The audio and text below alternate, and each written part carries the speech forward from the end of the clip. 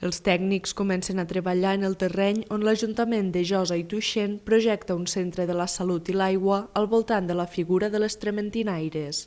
L'equipament s'ha pensat perquè es pugui desenvolupar en diferents fases. Aquest febrer començaran reunions amb experts en tractaments d'aromateràpia i durant l'estiu l'espai podria començar a funcionar com a punt de trobada amb barbacoes. A prop del poble, on podem utilitzar el pàrquing del poble i a més podem venir caminant fins a aquest terreny. No?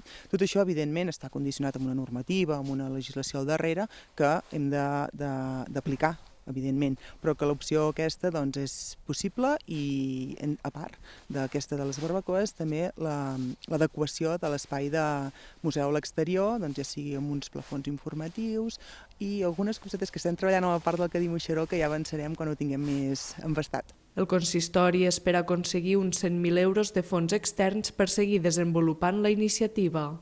El projecte contempla una piscina amb capacitat per a unes 50 persones que combini exercici i salut. La proposta s'ha realitzat en un espai a l'entrada de Tuixén per impulsar l'eix esportiu del poble. Està situat just entre el poble i la pista poliesportiva, tota aquesta zona agafa més força i sobretot té doncs això, no? La sensació de dir, vaig a la piscina o vaig a la pista. Tenim el pàrquing en el poble i des d'allà ens podem desplaçar en aquests dos terrenys, en aquests dos equipaments. I és cert que la pista poliesportiva està en un estat que li toca una millora, però no ens ha sigut fàcil a dia d'avui poder aconseguir aquests diners.